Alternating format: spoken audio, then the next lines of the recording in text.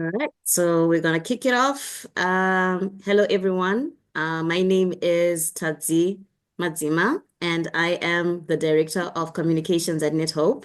I am your host today for today's webinar, and there's just a few housekeeping uh, rules, so to speak. Not really rules, but just aspects that we need to go through together and make sure we're all on the same page. So I'm gonna start off that, and then I'll hand it over to our amazing panelists for today.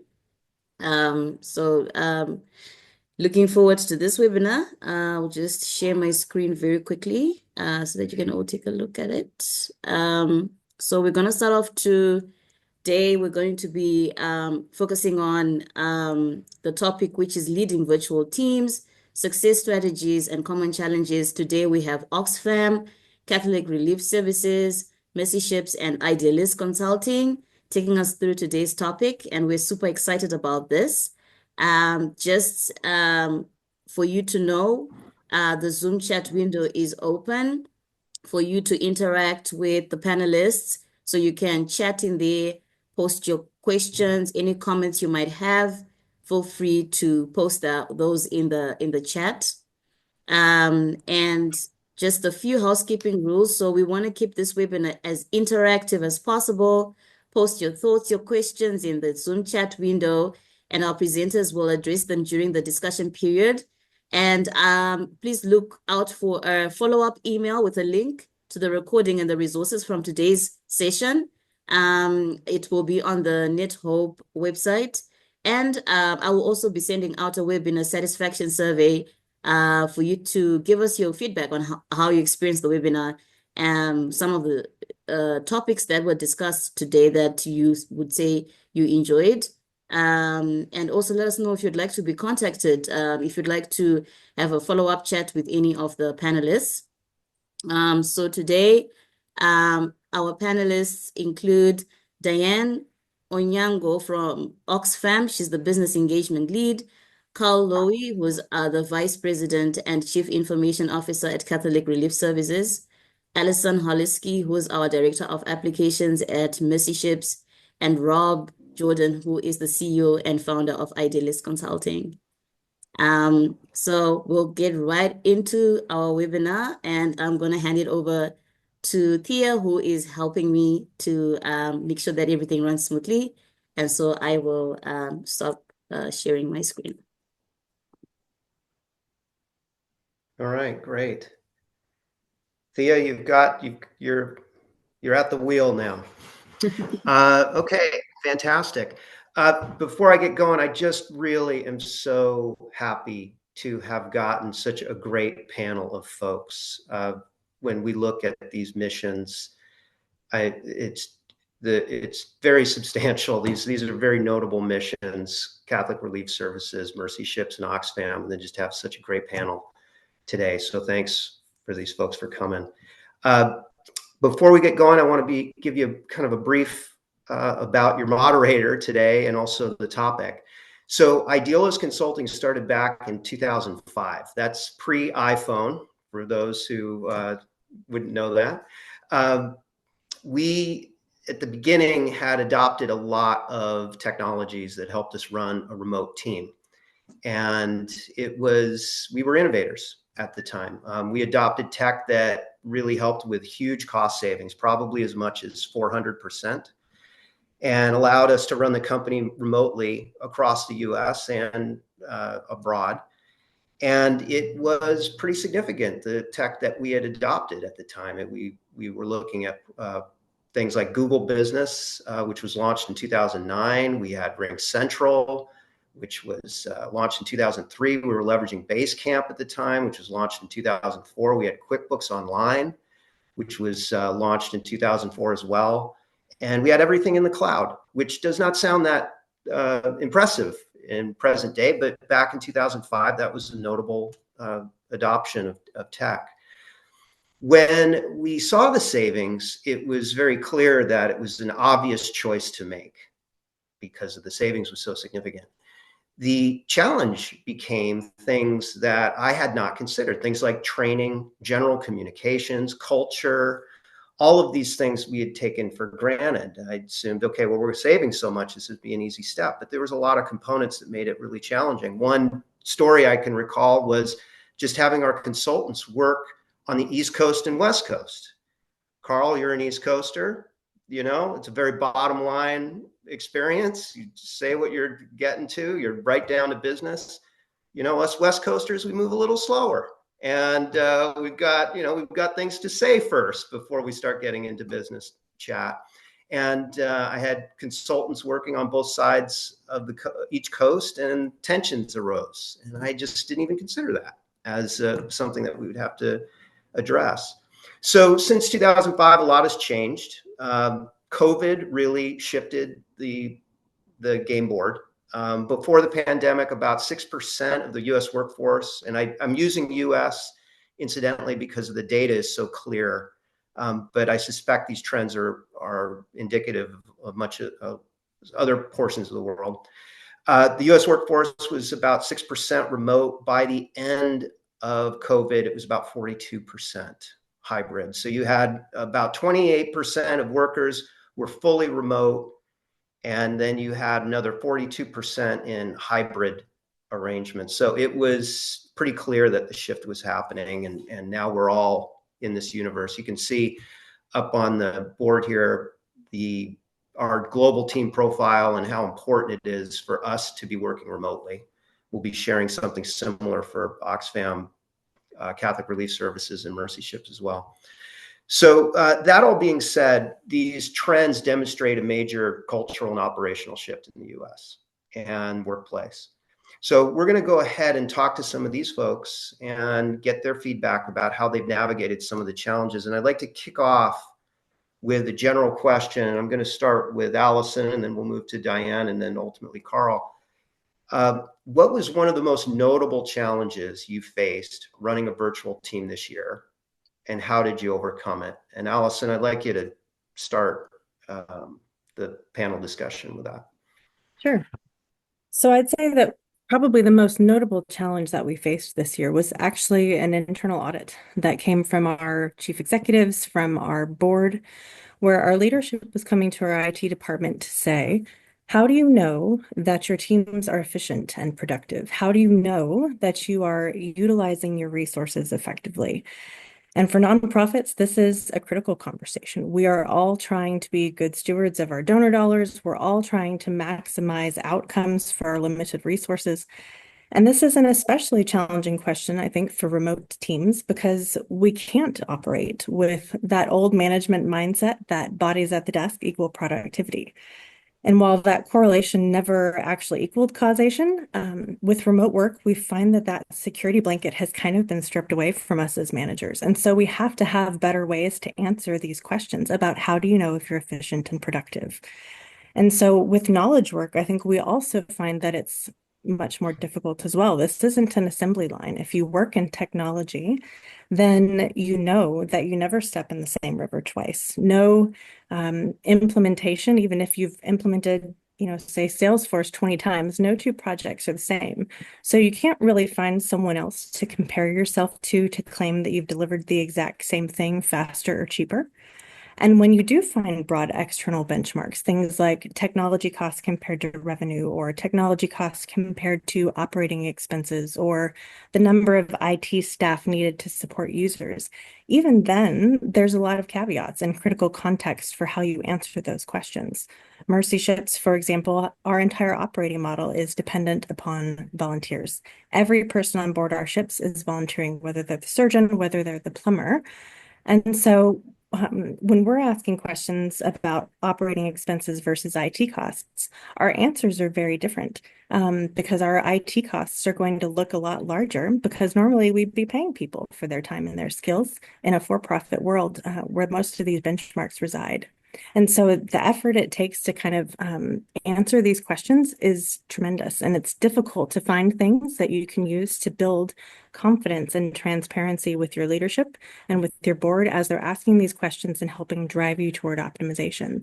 I think that audit was probably the most challenging thing that we faced this year, but maybe also our most fascinating exercise as well, as we figured out how to answer these questions of assurance around efficiency and productivity for our remote teams. That's great, Allison. Thank you. Very thorough. Diane, how about you? What were some of the challenges you faced this year? Thank you, Rob. So for our team, that's the digital workplace team at Oxfam, one of the biggest challenges we faced last year was navigating a major upcoming change to our digital ecosystem virtually. So just to give a bit of context, Oxfam is a confederation of 21 affiliates. So you probably have heard of Oxfam Great Britain, Oxfam America. And so there's 21 such organizations that come together to form the Oxfam Confederation. So our team sits at the Secretariat, supporting all these 21 affiliates that comprises about 9,000 users. This is a team of 8 people spread across 3 continents. So for the first time, we were evaluating our digital ecosystem and just seeing what works and what doesn't work. And as a result, there's some platforms that will be retired and some platforms will be replaced.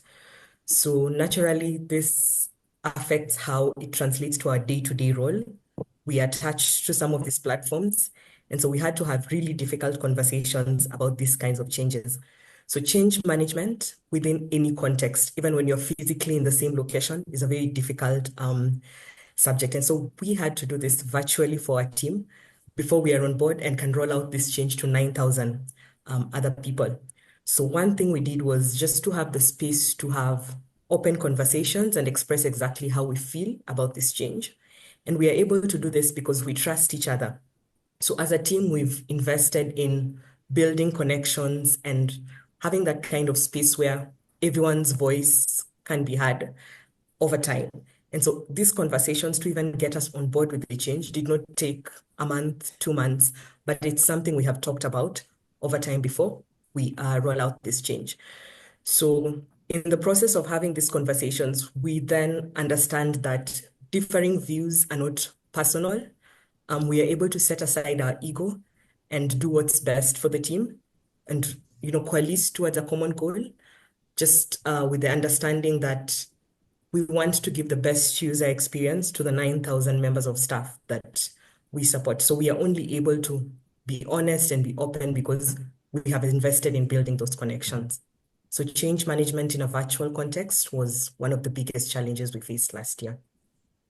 Thanks for bringing that up, Diane. I can't imagine going to virtual team without some component of change management. Carl, curious, what was your biggest challenge over at Catholic Relief Services? Yeah, I'm not going to pick what's happened over the last year, but maybe perhaps over the last couple of years, I think. And that's how do you help managers deal with a virtual team?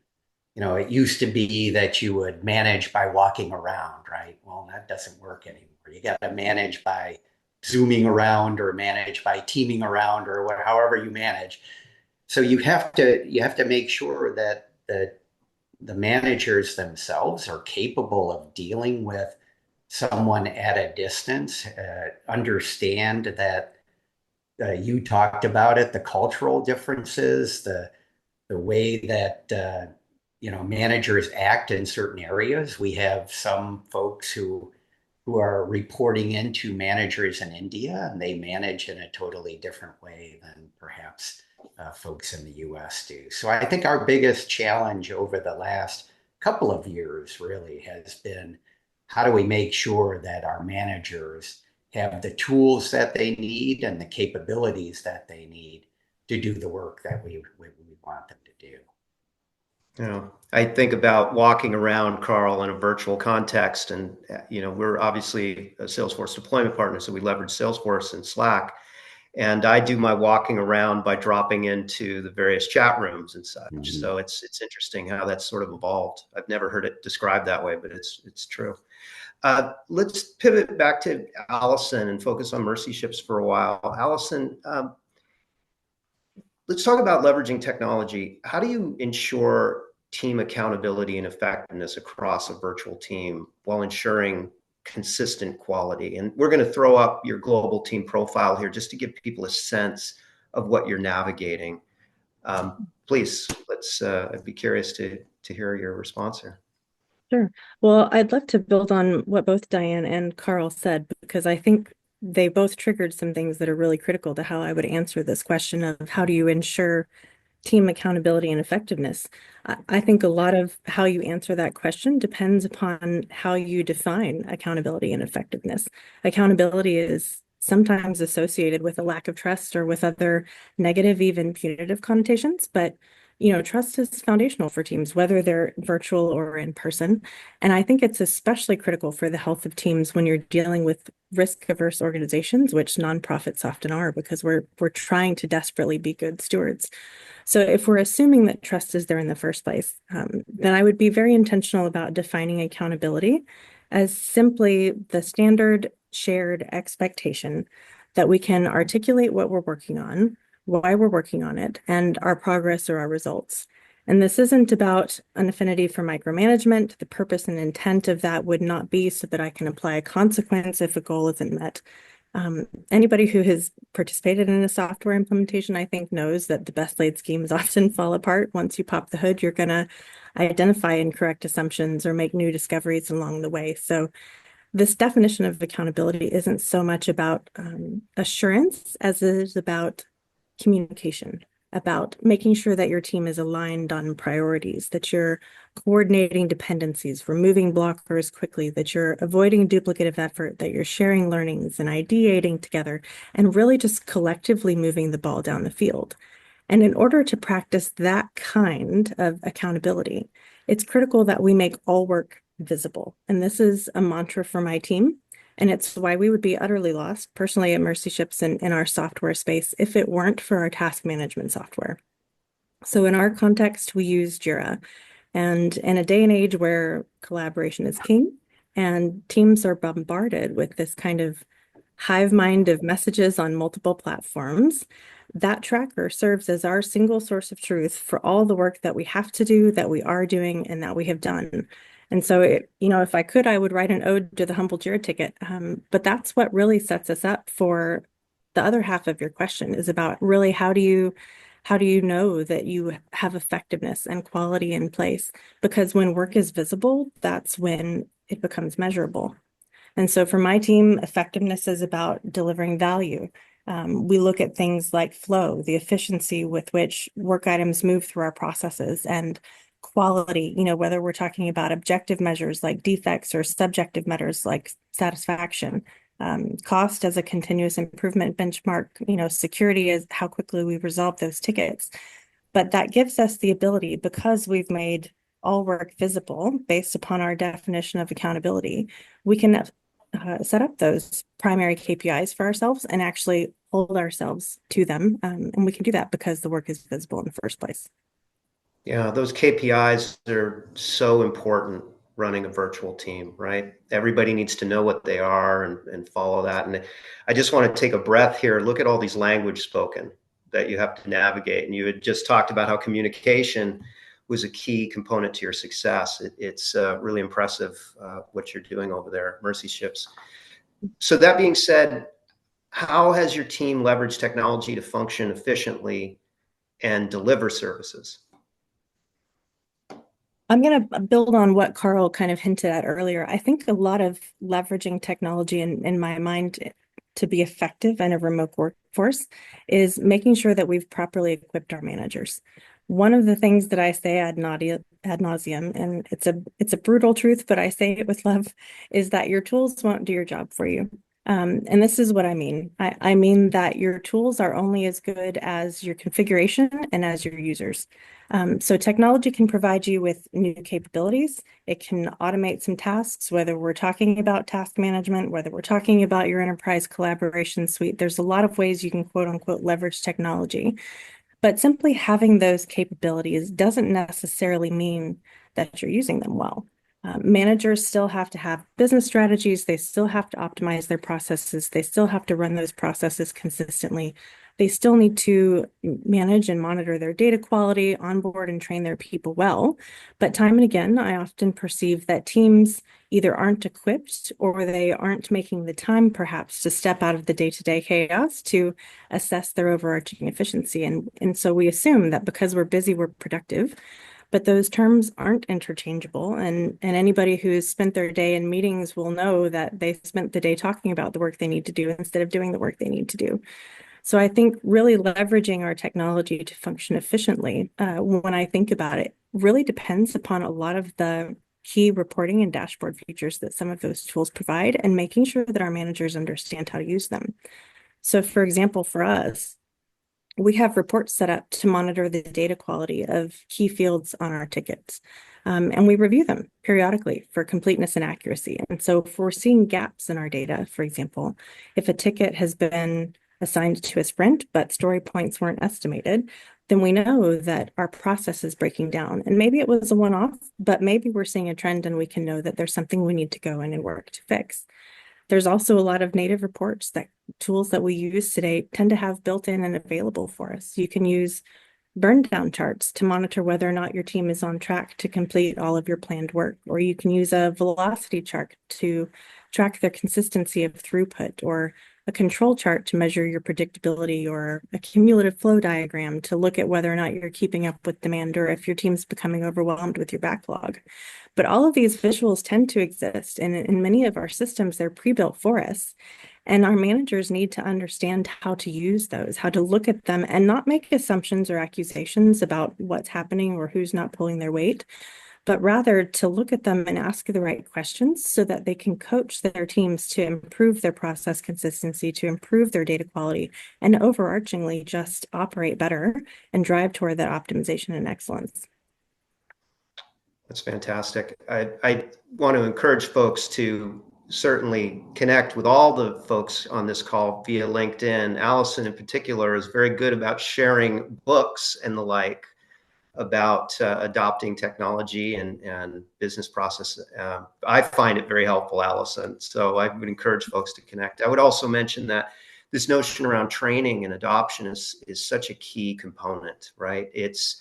I think about boat ownership and how they say 15% of your boat ownership is going to be year over year maintenance and monitoring. And I think the same can be said for tech, right? You've got to keep that commitment going in order to run these virtual teams. I'd like to pivot over to Diane now and talk a little bit about culture. You know, I talked about that East Coast, West Coast challenge we had way back in the day. But I'm sure there's some challenges with communications and the like, Diane. I'd like to ask you, how does your team at Oxfam maintain mission alignment and organizational culture across highly dispersed teams? There's your teams are much more spread out than an East Coast, West Coast experience. So I'm curious what you have to say on that. Sure. So one of the things our team has done, to just ensure we are always aligned with our mission and organizational culture as much as we're virtual, is to build in intentional team building, especially virtually. So when you think of team building, you think of getting together physically somewhere, having an activity. But given the context of shrinking funding in the nonprofit space, which I'm sure most people in the room will identify with, we're not able to meet physically.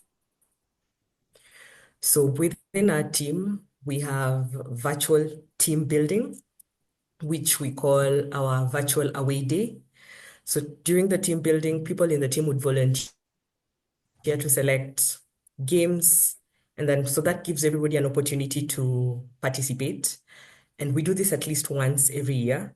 And while we're having our virtual away day, we could do some artwork together, some trivia, drawing, and then, we can draw, like one game I can remember, we drew things. So we would draw something and then present it to the team, and everyone would try to guess what that was. And whoever came as close as possible to guessing what that was would then score some points.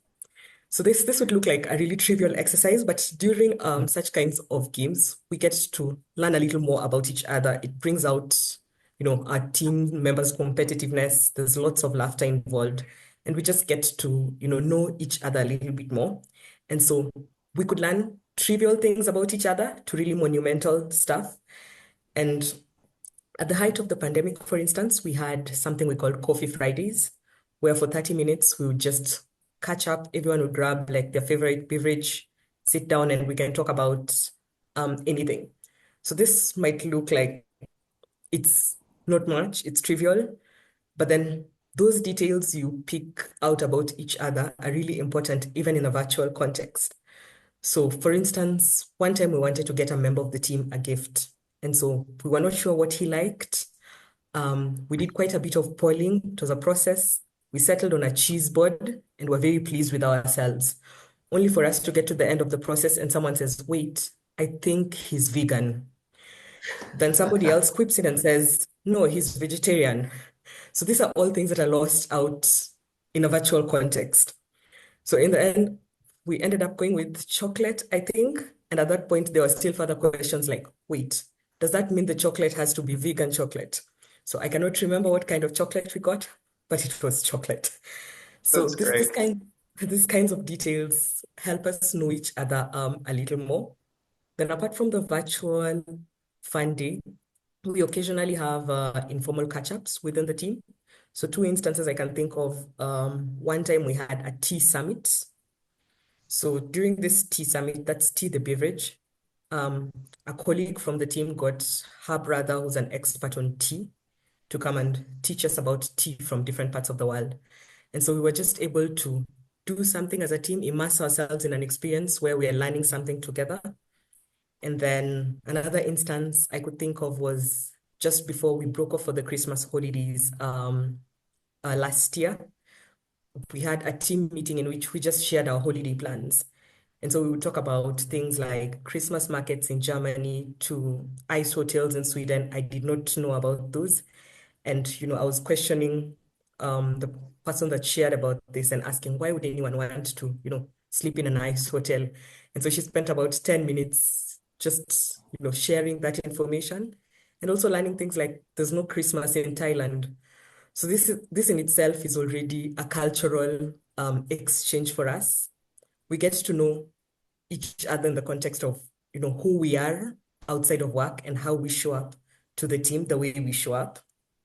So these activities help us build that rapport and safe space to even share personal challenges that affect our work in the event that we have them. And this also then enables team members to see how they can support you during those challenges. So that's one of the things that helps maintain that kind of alignment. Then the other thing is how we communicate as a team. And just to refer to what Alison said about visibility. So for us, we also work loudly, I would say, within the team. And this is anchored on some of Oxfam's core values that includes inclusiveness and accountability. So those are two very important values to Oxfam. And so we try to give everyone visibility over what each member of the team is doing by always posting this on Teams. So Microsoft Teams is one of the key platforms we support and we use for communication across the organization. And so we do not have the luxury of hallway conversations like if you were sitting together in the same space or a coffee break somewhere. So we try as much as possible to post everything we are doing on Teams. And so it helps us not duplicate each other's efforts. We are also able to coordinate what we're doing. So for instance, we have a communication calendar within the team that's on Microsoft Teams. So if I'm scheduled to communicate something to the whole organization or to a select group of people, I make sure I schedule this on the calendar because I'd be posting it on one of the platforms that are used by all staff. So if we do not have that kind of transparency or visibility and we end up all posting at the same time or trying to communicate the same message to the same group of people, then it becomes a little cluttered. So we try to use Microsoft Teams as much as possible, also just leveraging the technology that we are supporting. So before we tell the rest of the organization what best practice looks like, we embed best practice in our own ways of working. So we have set up guidelines of communication, how to post. We make sure all the content that we are working on lives on either Microsoft Teams or on Box, which is one of the platforms we have on board. So for instance, on Box, every member of the team has access to the parent folder of the team with access to all the content and resources that we are working on, because given the nature of our work, there's no confidential content. So we give every member of the team equal access to this information. And when it comes to communication, we also have one-to-one meetings, like manager and the direct reports. So we make sure this is put in place intentionally and we do not cancel those for anything, just to ensure that you're always having that touch point to understand what someone is working on, what their priorities are, and what challenges they could be facing or what they need from other members of the team. So even for the one-to-one meetings, when we start our one-to-one meetings, especially if it's on a Monday, we have 5 to 10 minutes of catching up where we just ask how your weekend was. And we genuinely want to know how your weekend was to make those kinds of connections I was talking about earlier. And so also to align on goals and what we are working on, we have what we call box notes, where a manager and the person they report to just track each of the actions that were agreed on to be delivered in the course of the week. So that's part of it. Even in the setup of the one-to-one meetings, we talk about your professional challenges, and your manager then can see how to support you. And we have the one-to-one meetings as well as a weekly team meeting. So the weekly team meeting is set around the same time on Thursdays. And we've had this at almost the same time that works for everyone within the team because of the different time zones for the last 2 years. So we always know we have the team meeting on this certain date. So just also being very intentional about those kinds of meetings. So during the team meetings still, every member, we have what we are going around the room, so virtually still. So every member of the team then provides updates on what they're working on, what they've been working on during the week, what their priorities for the next few weeks are. And we end each round with anything you need from anyone in the team. So that's also just part of the support we offer each other. And during our team meetings, especially, we try to have our videos on. And we understand if someone cannot have their video on or like the camera on. And this is just it's not mandatory, but just by consensus as a way of ensuring that we can connect with each other when we are talking to each other. So I would That's say great. that's It's part great, of it. Diane. Thank you for that. It's I think one of the things about the cultural component is, at Idealist, we do a talent show. We do a virtual talent show. Everybody gets up there and does, in my case, some ridiculous things. But it's fun because it shows some vulnerability, and then everybody gets connected. And we do it on, I think we do it on Zoom. So it's interesting how we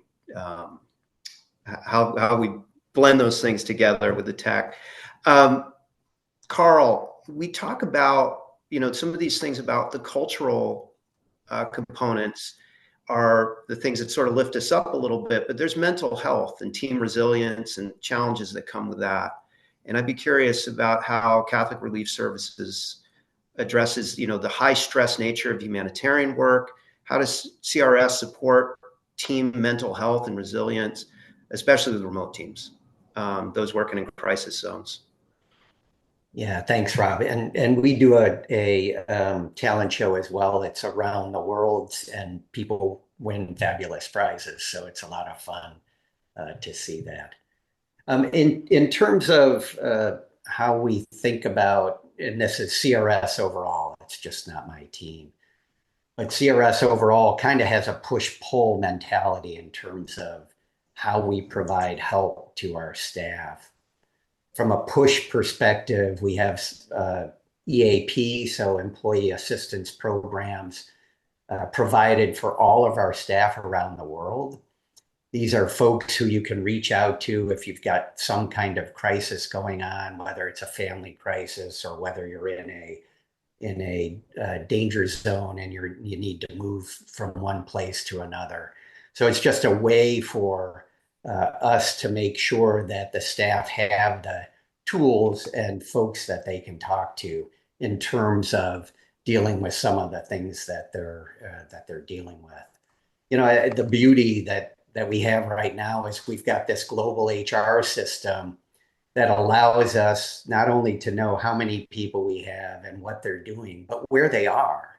And so our HR team can go out and understand, hey, there's some kind of issue happening in this area, and they can reach out to the folks who are living in that area. Good example is the horrible fires in California right now. We know that there are 7 staff impacted by it in some form or fashion. And our HR team has reached out to them and make sure that they're okay. And then again, point them to EAP if they need any kind of help dealing with the issues that they're dealing with. I think from a poll perspective, one of the key areas that we have is on our website, we actually have a button for staff care and well-being.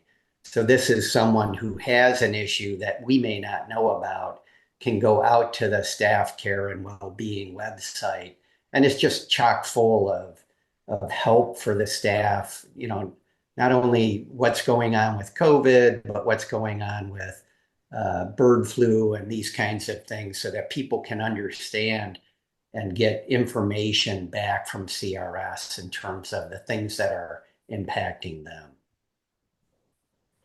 So again, I think it's important to talk about how your team has leveraged technology to function efficiently in order to deliver the services that you're doing. It's one thing to keep up with the challenges of the stressful environment, but what tech has been something that CRS has leaned into? Well, yeah, so just like others, we have all kinds of technology, but I think just like others as well, I think the technology is secondary to everything else. It's the easy part of doing anything. And so, yeah, sorry, I'm go sorry. ahead. Yeah, I'm sorry to interrupt. Along that same line, can you share some key insights and strategies that you've developed around your building and sustaining and engaging a cohesive team? Yeah, so again, maybe the best way to think about it is a non-tech example. During COVID, the teams were spread out all over the place. You can see we're in 24 different countries. It's 92 people who report into my organization. And so I decided to do a 30-minute just check-in one-on-one with everyone. And it was more around the lines of, how are you doing? How's your family doing? What's going on? So it's the supporting the human dignity part of what we do, and it connects very much with our overall mission. I think these became so popular that we started doing them on a more regular basis, even outside of COVID, and we've been doing them for the last couple of years. In addition to how are you doing and what's going on with your family, we can also engage with the team around what are they working on, and how I understand what they're working on, and therefore better connect them to the mission of the organization, and can connect at an individual level with changes going on. I think the other thing that we do, again, it's not necessarily a technology. We use technology to do it, but it's more the execution of the process that's important. And that is, in our all hands meeting, we have 3 general items that we get through, but there's other stuff that we bring in. But the 3 that we always talk about are, what are the executives talking about? What meetings are we having? What are the executives really thinking about the agency, and what things might we need to change? So that's number 1. Number 2, we bring in a special guest star, and that's someone from the agency outside of IT, so that the IT folks, who are oftentimes challenged with, how do we really connect to the agency? Well, this allows them to see one-on-one what's going on and how what we do impacts the other executives in the agency. And then the last thing we talk about are team goals and what's going on there. And one of the goals is around action items that we're taking from our employee survey. So it's really just helping the team understand that you took some time to give us some feedback. We're now taking action based on that feedback. And I think it's a really good way of connecting overall. I think I also mentioned that don't forget about the managers. We have separate meetings just for managers, teaching them how to set goals. Again, with virtual teams, how to set goals, how to be supportive, and how to provide feedback. And the managers, I think Diane mentioned it. It's great to get to know your team members personally and understand what really motivates them. And then again, I mentioned that the managers are really important in this whole equation of making sure that people are engaged, because maybe people leave organizations, but they definitely leave organizations that have bad managers. So if you build the capability of your managers, you're better able to engage your team and keep them engaged. Yeah, and I'm just a little curious, Carl. I know we want to leave some space for the general questions from the audience, but those feedback loops are essential. Yeah. Is there a particular technology that you prefer to leverage for those to get that feedback loops from your team? Well, we get feedback loops in a number of different ways. I think the most formal way we do it is through a survey. We do a survey of all of CRS, so it's 8,000 people do the survey. And the survey, again, gives us feedback on where they are. Oftentimes, or sometimes it's just feedback on where they were yesterday, right? What happened yesterday impacts what they put onto the survey. But we also try to tell them, hey, think back over the whole year and provide us some feedback on what you're doing.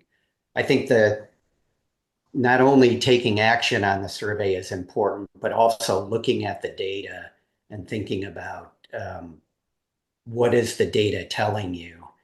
And I look at 4 dimensions. We have probably 12 dimensions in the survey. It's a survey of 72 questions. We use an organization called Concentric to do that. But the biggest feedback we get is about 7 questions that are rolled up into something called engagement. And it's very touchy-feely kinds of things. Hey, when you go home, do you talk about CRS with your family? Would you invite one of your friends to join the organization? So again, taking action based on the dimensions that we look at, and again, the dimensions, the most important ones for me are engagement, our manager effectiveness, like I talked about before. Are our managers actually able to do the things we need them to do? Are they helping the staff do the things that they want to do? And then agility is the last one I look at, and that is, in this era that we're in right now, where funding there are a bunch of question marks there, where the need is much bigger than we can ever get to. We've got to be able to pivot and make changes as an organization. So we look at agility as well. It's interesting. I think about the subtle exchanges we have in communication when we're face to face, and how those things can happen so quickly. You can just look at somebody's expression, and in under a second, you can get a sense of how they're feeling. Yeah. We don't have that luxury with virtual teams. We don't. So those feedback loops, ironically, it's some of the things that slow us down are this ability to actually be able to connect with the people that we're working so far from. It's an interesting. We are at an interesting time, no doubt. I'd like to take some questions from the audience. Let's Thea, I don't know if you've got one that in particular that you saw that was of interest to you. Yeah, so we had a question come in directed at Diane, but I think I would invite all panelists to kind of mull this over if you want to respond as well. So Felix Jeremy Akuku is asking, considering you support over 9,000 staff, how do you navigate or mitigate virtual fatigue? And then Diana Langley added a follow-up question. Do you have suggestions for hiring questions to ask in interviews for people applying to be on virtual teams? Okay, why don't we go round robin let's keep the standard cadence here. Allison, would you like to answer that? And then we'll move to Diane and then to Carl. Sure. So I would say I think virtual fatigue is a real thing. We all know the pain of bouncing from meeting to meeting and then realizing you didn't have any time dedicated for focused work. I think what we find ourselves in today a lot of times is that we're very intentional about designing the experience for our constituents or for our stakeholders or for our customers. But a lot of times we fail to be intentional about designing the experience for our team members. And good collaboration doesn't happen by accident, it happens on purpose. And so, whether we're talking about trying to minimize the number of tools that your team has to work in so that they're doing less context switching or less manual transferring of data, whether you're talking about trying to set up those good kind of practices where you encourage but not require folks to have their cameras on so that you can see and read those indirect communication cues. I think a lot of those things help. At Mercy Ships, we've tried a number of things to try to offset virtual fatigue. Some teams will try to, do a no meeting Friday, or try to just organize meetings so that they only fall in a portion of the day. So, for example, a lot of my team resides in the US, but another half of my team is in Europe and Africa. And so a lot of times our meetings tend to be scheduled in the morning for the US so that they can be in the afternoon for my teams that are further east. And then that gives the morning for my European and African colleagues the opportunity to do some focused work before meetings begin. And then it gives my US team time in the afternoons to actually do some focused work, because hopefully we've used those meeting times to share the information that we need to share, to remove the blockers that are preventing us from being productive or what have you. Yeah, that's all true stuff there. Diane, I'm curious, how would you answer that question? So some of the ways our team addresses virtual fatigue is to just lean into a lot of flexibility in the way we work. So flexible work is a huge part of how we work, and just allowing team members that autonomy and understanding that when people are given that kind of flexibility, they take accountability for their time and for their actions. So it goes to managers trusting members of the team to do what they have to do when they need to do it. And as a result, there's higher productivity as well. So just ensuring we allow for flexible work. So working virtually does not mean you do not have the other care duties, for instance, that you need to be responsible for. So if you have things you need to do, say, before you get to work, then for as long as you're communicating this openly with the rest of your team, then it allows for that kind of flexibility. So also as a manager, just showing your team you care and checking that they're not working outside of their assigned working hours, and ensuring if someone is increasingly doing that, you're checking in to find out if their workload is okay. So also just prioritizing team members' wellness.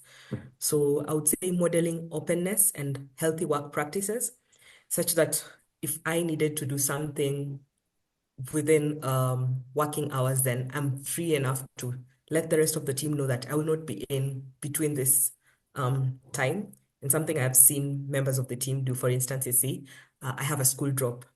So still goes to that kind of having, openness and healthy work practices to tackle virtual fatigue. Yeah, it's so important. I think sometimes we've got, just the missions that we're talking to here, the stress that we're dealing with already to facilitate our missions, and then we have virtual fatigue on top of that to consider.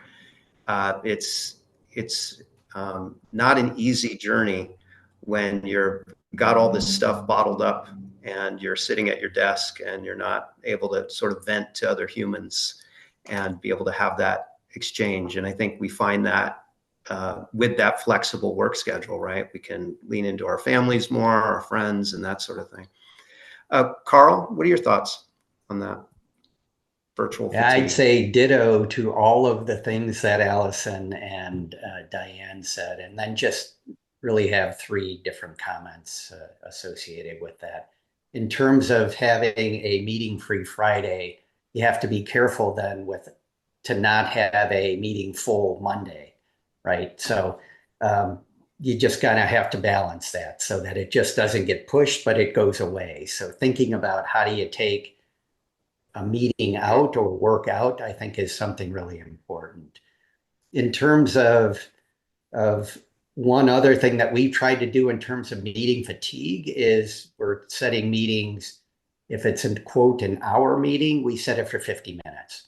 So you got 10 minutes to go between meetings. If it's a half-hour meeting, it's a 25-minute meeting. So we're trying to figure out how to make sure that we're not gobbling up all of the time that someone has to allow them to take a bit of a break.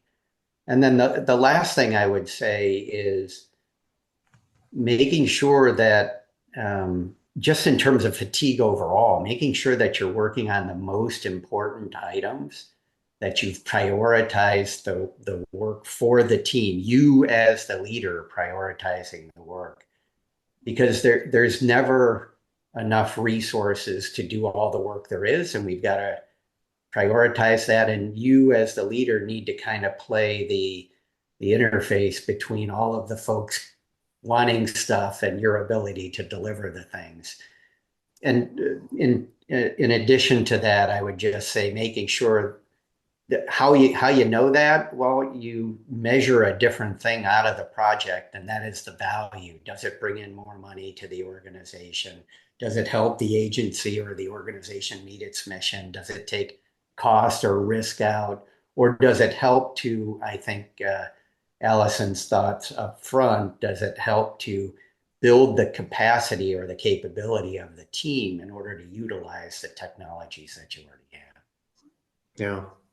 It's interesting, Carl, you talk about those meeting gaps, do 25 instead of 30, 50 instead of an hour. Our COO often talks about code switching and the stress that happens between having one meeting about this topic and then having all of 30 seconds to prepare for an entirely different topic. And you have to adjust your whole process and how you're going to show up, your conversational voice. And that can be exhausting, making those erratic shifts. And just that 5 minutes can give you that moment to get into the right space for that next meeting, which is likely a very different topic than the previous one, right? Thea, how are we doing on time? Do we have enough time for another question from the audience here? Yeah, we do have a bit more time. If anyone in the audience would like to raise their hand and unmute, they can ask a question directly. I'll leave some time for that.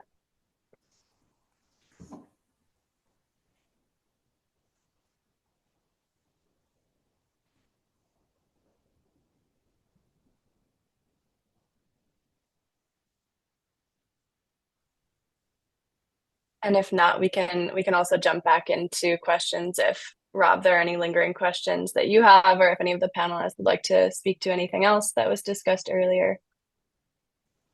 Well, I'm not surprised with over 200 registrants. I wouldn't be surprised if we had an audience member with a little stage fright. So I'm not surprised we're not getting any hands coming up. Yeah, there's a ton of different topics about this that we can peel back.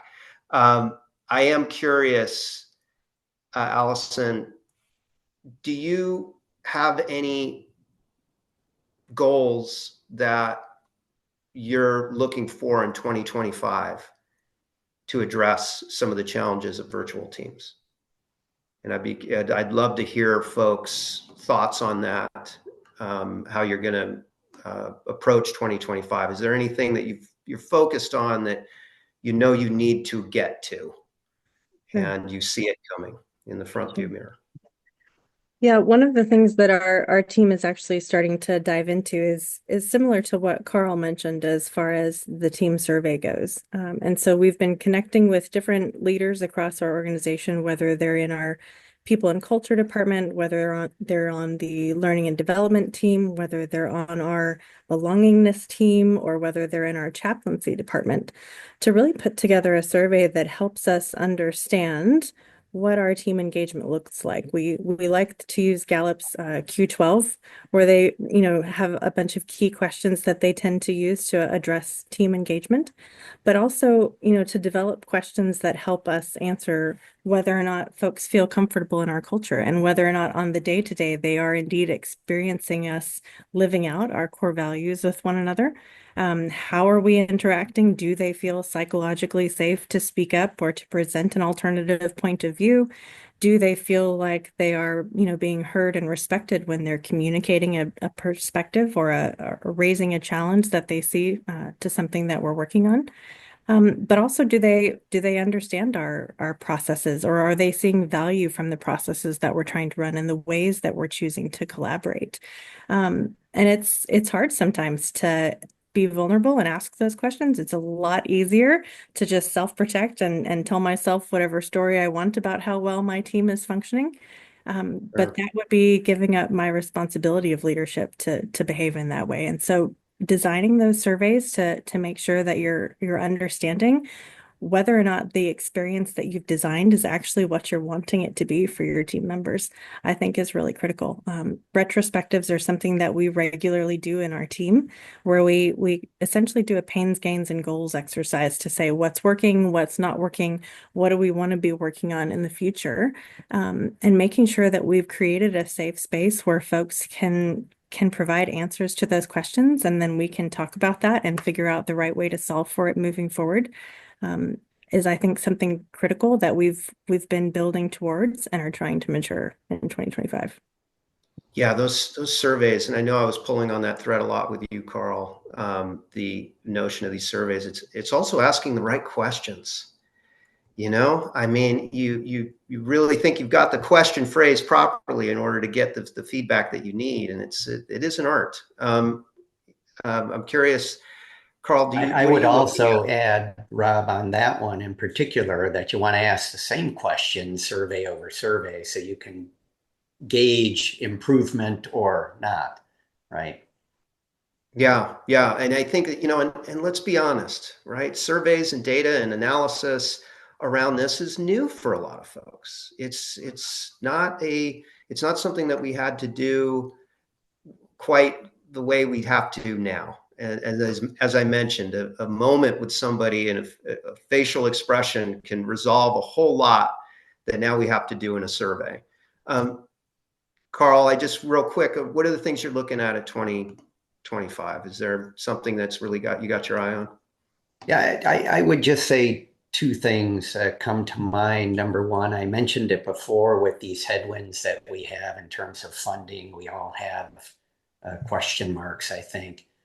And how do we go about making sure that we are working on the most important items that will help the agency move forward, whether it's to take cost out because we're being asked for that, or whether it's to better, even more, make a bigger impact on the work that we're doing in the field. So that would be number one, is to just be brutal in terms of prioritizing the work that's coming our way and telling people maybe not no, but not now, right? We can't get to that now. We'll get to it later. So that's number one. Number two, coming out of the last survey that we had, just probably like the rest of you, we have about 25 or 30% of our staff are women. And we found a gender disconnect between how men engaged and how women engaged. And we took some actions based on that. So we've got a survey coming up here at the end of February where I'm looking forward to looking at the actions that we've taken, see if they've made a difference. Yeah, that's great, Carl. I appreciate that. And Diane, I'll give you the last 30 seconds. Do you have anything for 2025 you want to share with the? So, like I mentioned, in 2025, we'll be looking at our tech stack, just evaluating its efficiency, and while doing that, ensuring we are listening to the people that we are serving, having all those kinds of surveys that Carl was talking about, workshops, just to ensure that we are moving together with everyone. So that's really priority for us in 2025. That's fantastic. Okay, gang. Well, I really appreciate our panelists. I thank you, NetHope, for making this possible. And folks, please scan the QR code. You'll get some artifacts there that'll help you develop your teams, contributions from our panelists here. And we'll be updating that periodically. So come back to it from time to time. I think you'll find that the information will be helpful as this landscape changes. Anyhow, thanks to all of our panelists, and I appreciate your time, and I look forward to another opportunity to moderate with you. Take care, all. Thank you. Bye. Thanks, everyone. Just a quick reminder that you can expect a webinar satisfaction survey after this. So please do fill it in and give us your feedback. And also there'll be a follow-up email with a link to the recording and the resources from today's session. So thanks again to our panelists. Appreciate the very insightful topic. And yeah, look forward to continuing the conversation virtually. Thank you. Thank you all.